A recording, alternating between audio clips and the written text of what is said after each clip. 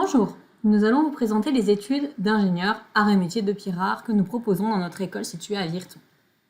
Nous sommes certifiés par la Commission des titres d'ingénieur, CTI, et labellisés EURES, ce qui signifie que notre formation est de qualité et est reconnue en Europe.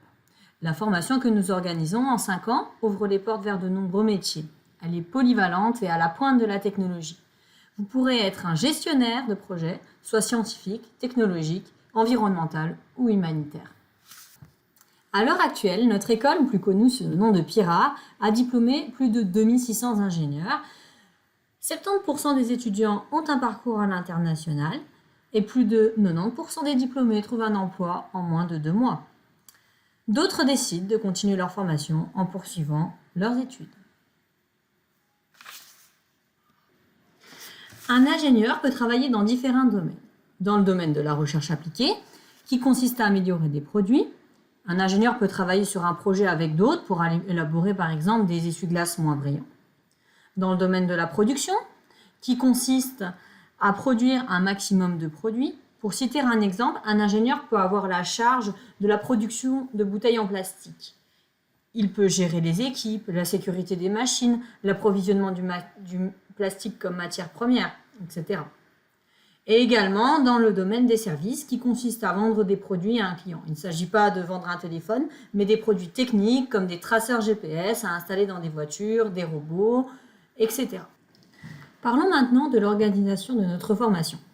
Après l'obtention de votre CSS ou de votre baccalauréat pour les Français, vous avez le choix de continuer vos études. Si vous m'écoutez aujourd'hui, c'est que vous avez probablement choisi cette voie. Vous pourrez donc choisir des études de type court, 3 ans, ou de type long, 5 ans, en école ou en université. Nous reviendrons sur les différences dans la dia suivante. En tout cas, la principale différence entre les études de bachelier et d'ingénieur est l'emploi que vous allez exercer à la fin de votre formation, ce qui paraît évident. Sachez tout de même que si vous choisissez de faire des études de bachelier, les portes ne sont pas fermées et vous pourrez faire des études d'ingénieur, moyennant une année de remise à niveau. Mais nous vous conseillons, si votre objectif est de devenir ingénieur, de commencer directement dans une école d'ingénieur car l'année de remise à niveau s'avère parfois compliquée. Revenons maintenant sur les différences pratiques entre les différentes études.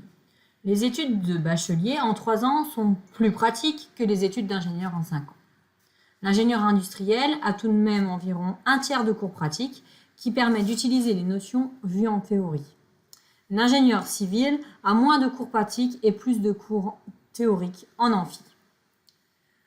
Dans notre école d'ingénieur industriel, les classes sont composées d'environ 30 étudiants et les cours pratiques se font par 15 maximum.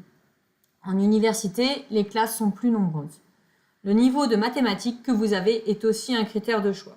Nous recommandons d'avoir au moins 4 heures de maths par semaine pour intégrer dans de bonnes conditions notre formation d'ingénieur industriel. En effet, comme vous pouvez le voir, en première année, les cours de mathématiques représentent une part importante de l'année, 21%. Dans les autres matières générales, comme la chimie, la mécanique, l'élec, la physique, les notions sont reprises depuis le début, donc pas d'inquiétude.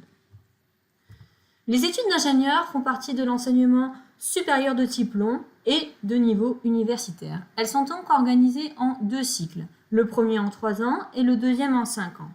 Une orientation est à choisir au terme des 3 premières années, électromécanique ou automatisation.